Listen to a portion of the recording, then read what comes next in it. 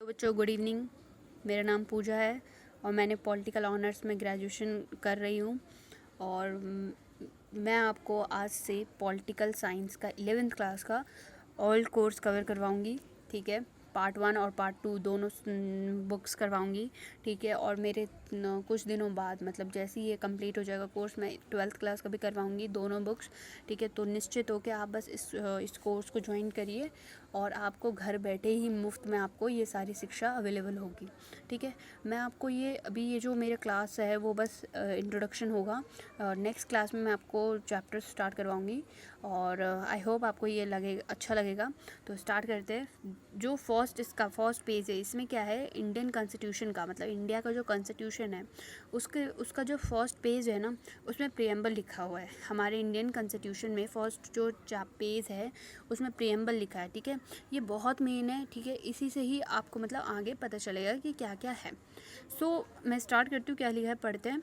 The people of India having solemnly resolved to constitute India into the sovereign, socialist, secular, democratic republic and to secure to all its citizens justice, social, economic and political liberty of thought, expression, belief, faith and worship, equality of status and of opportunity, and to promote among them all fraternity, assuring the dignity of the individual and the unity and dignity of the nation.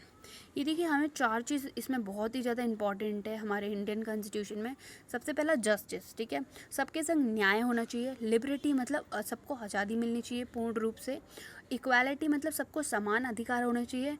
और last one है fraternity, मतलब सब में भाईचारा जैसी भावनाएं होनी चाहिए। ठीक है, जो आजकल बहुत कम देखने मिल रही है, हालांकि हमारे कॉन्स्टिट्यूशन में है तो हम फॉलो करना चाहिए हमें। ठीक है, और लॉ के हिसाब से, इंडियन लॉ के हिसाब से ये सारी चीज़ें हमें प्रोवाइड की जाती है। Justice, liberty, equality, fraternity. जैसे कि मैंने आपको बताया, जस्टिस मतलब क्या होता है, न्याय, और लिबर्टी मतलब आज़ादी, इक्वालिटी मतलब समानता, फ्रेटर्निटी मतलब भाईचारा। ठीक है, तो हम आगे बढ़ते हैं। In our constituent assembly this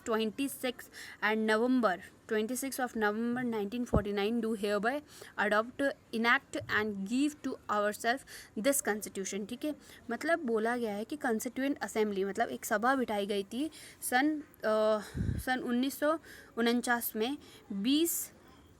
26 नवंबर 1939 को हमारे क्या हुआ था, कॉन्स्टिट्यूशन मतलब सभा बिठाई थी। ठीक है, कि क्या क्या होगा। ठीक है, तो फिर यही अडॉप्ट किया गया था, ये हमारा कॉन्स्टिट्यूशन जो है वो अडॉप्ट किया गया था। तो अब आगे मैं पढ़ती हूँ कि क्या क्या बोला गया है हमारे कॉन्स्टिट्यूशन में। या कॉन्स्टिट्यूशन ये कंटेंट मतलब जो हमारे इसमें क्या क्या हमारे में कंटेंट देखने मिलेगा, इस पूरे बुक में क्या क्या है वो हम पढ़ेंगे। तो हमारा फर्स्ट है कॉन्स्टिट्यूशन के बारे में पढ़ेंगे, वाई एंड हाउ। हमारा जो अगला चैप्टर होगा, हमारा जो अगला वीडियो होगा वो इसी बेस में होगा, constitution why and how right in the Indian constitution. Third है हमारा election and representation, executive, legislative, judiciary. ठीक है, और federalism, local government, constitution as a living document, the philosophy of the constitution. ठीक है, और कुछ फंडामेंटल ड्यूटीज़, हमारा जो फंडामेंटल ड्यूटीज़ मिले हैं, ठीक है, उसके बारे में। तो कॉन्स्टिट्यूशन ऑफ इंडिया में पार्ट 4A में आर्टिकल 51A में हमारे क्या है फंडामेंटल ड्यूटीज़ के बारे में जिक्र कर रखा है। तो it shall be the duty of every citizen in India. ये मतलब ये हमारी ड्यूटी है, सारे जितने भी इंडियन सिटीज़न हैं, ठीक है, उन सब की ड्यूटी है। पहला क्या ड्यूटी है कि to abide by the constitution and respect its ideal and institution, the national flag and the national anthem. ठीक है, अब आगे का आप देख लीजिए। ठीक है, और ये ज़्यादा इतना इम्पोर्टेंट नहीं है, बट हम आगे अगर चैप्टर्स में ऐसे आए तो हम आगे की उसमें कवर करेंगे। ठीक है, तो हाँ, और दूसरी चीज़ गाइस, हम इस चीज़ को हम क्या लेंगे, हम लाइटली लेंगे। इस चैप्टर्स को, जितने भी इसमें चैप्टर्स बता रखे हैं, हम इसको बिल्कुल सीरियसली नहीं लेंगे, बहुत लाइटली रूप से हम करेंगे, क्योंकि गाइस ये सारी चीज़ें हमें नॉलेज के लिए भी बहुत ज़्यादा इंपॉर्टेंट है। आपस में हम डिस्कस भी कर सकते हैं कॉन्स्टिट्यूशन क्या होता है और कैसे बना, राइट इन इंडिया, हमारे इंडिया में राइट कॉन्स्टिट्यूशन में मतलब क्या क्या हमें अधिकार मिल रखे हैं, ठीक है। इलेक्शन के लिए कैसे कैसे रिप्रेजेंट किए जाते हैं, मतलब इलेक्शन कैसे लिए जाते हैं और उनको चुना कैसे जाता है, मतलब जो भी हमारा आपको पता ही है जितने भी नेता वगैरह होते हैं वो चुने जाते हैं, ठीक है। तो कैसे चुनते हैं हम ही लोग हमारे द्वारा चुने जाते हैं, तो कैसे होता है वो सारी चीज़ पढ़ेंगे। एग्जीक्यूटिव के बारे में पढ़ेंगे हम, लेजिस्लेचर के बारे में, जुडिशरी के बारे में, सबके बारे में हम पढ़ेंगे। बहुत ही ज़्यादा इंटरेस्टिंग बुक है ये। तो आई होप आप बस एंजॉय लेके कहानी की तरह